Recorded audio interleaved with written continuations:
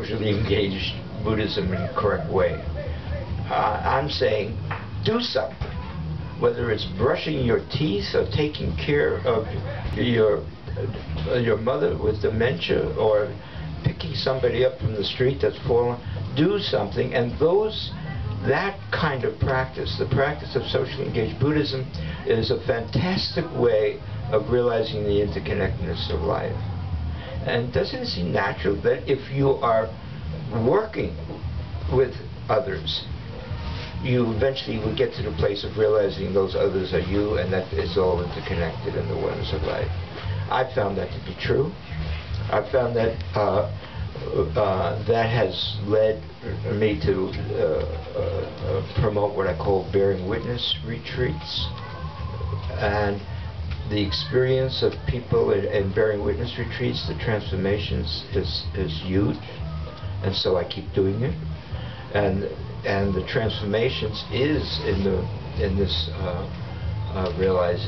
realization, not just realization, actualization of this interconnectedness of life. There is nobody that has gone on a street retreat. I just did, I think, my last street retreat last weekend in a place in New York City called the Bowery. And the first street retreat I did was in New York City in a place called the Bowery 20 years ago. This was the same location.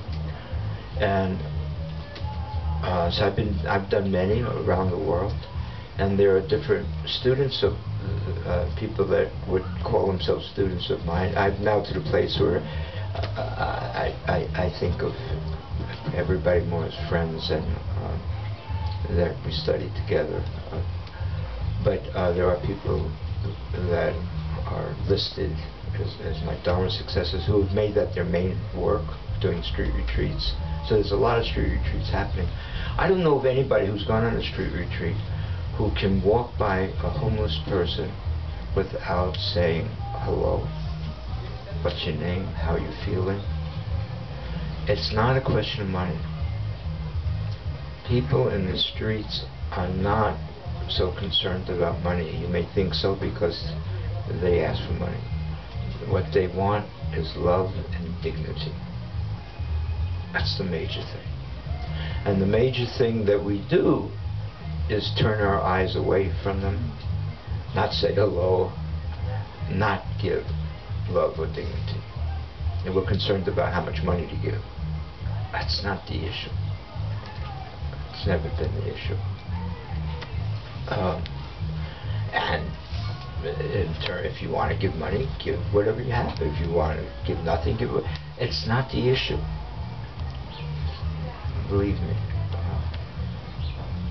If somebody says, do you have $1? And you say, what? Hi, what's your name? How are you? That's more than $1. It's a fortune.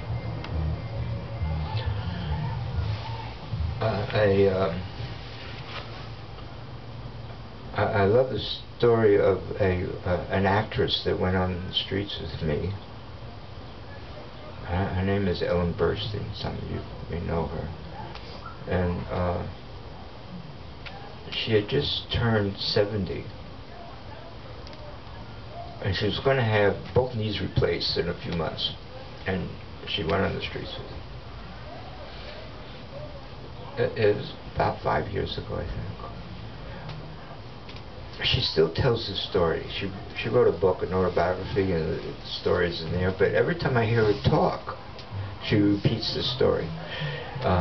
When you go on the streets with me, one of the things I ask you to do is beg. Ask for money.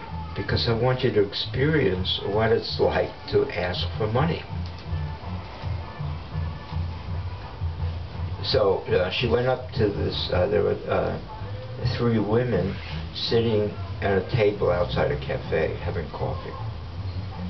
And she asked them for some money. And one woman gave her $1. And she turned around and she started crossing the street. And she was so happy she got this $1. And then she started to cry. And she said, why am I crying? And then she realized she was crying because the woman who gave the $1 did it like this. I'm looking.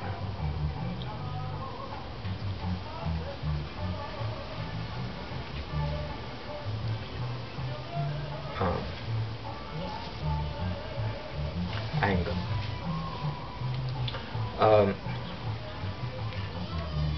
What's the deal with anger?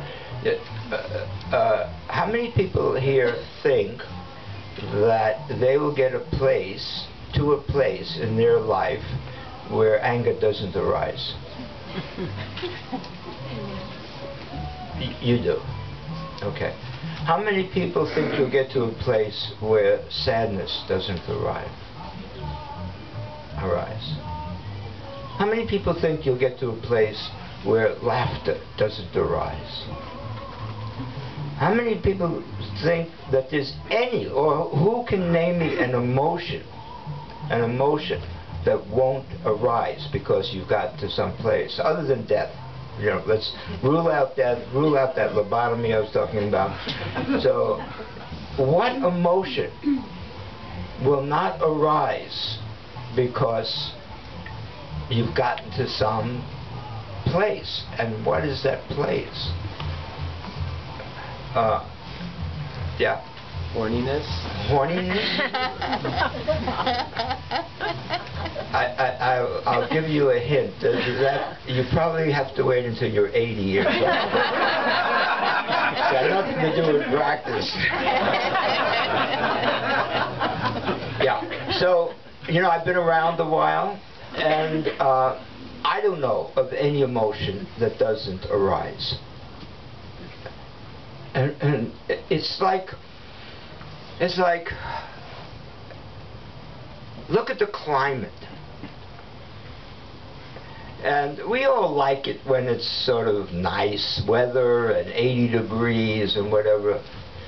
How many think that there will never be any more thunderstorms, or any more rain, or any more smog, or any more anything? You know, there's weather, and depending on circumstances, depending on how things flow, stuff arises. That's life. It's so beautiful. Life has all of this stuff. The issue is, what do we do with it when it arises?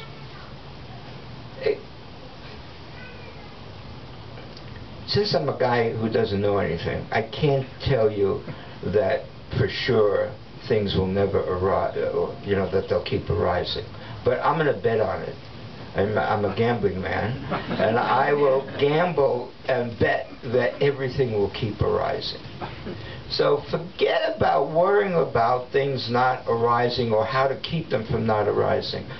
That's the more interesting question is, what do you do when they arise? Now, can you train yourself to do? For example, my wife died. My second wife died. And a tremendous sadness arose. And I cried.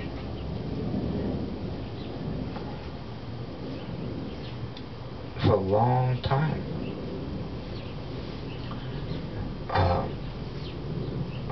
My mother died when I was 8 years old, and it was sort of kept.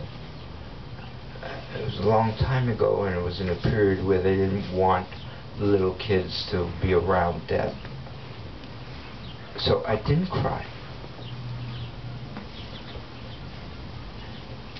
Was I in control of whether I was going to cry or not cry when the sadness arose? There are times when I see something and I get angry and I want to do something, and that comes up. Am I in control of what's going to come up when different emotions arise? But then, how do I deal with it after? Do I sit around and criticize myself? Why did those things come up? Or how'd you let them come up? Or you're not practicing enough if you still get angry. Or that's all bullshit, man. Zen is life. And life has all of the flavors that you want and don't want. They all are there. It's life. At least that's how I see it. But as I said, I don't know the answers, so I might be wrong.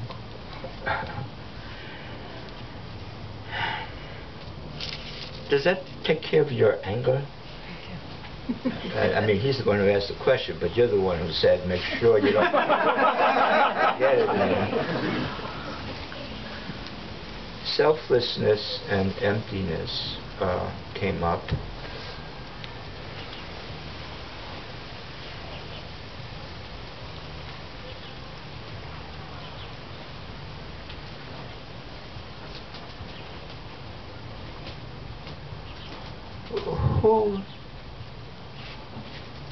Who can give me a good definition?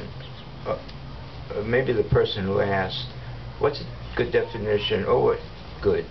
Forget about good. What's a definition of selflessness?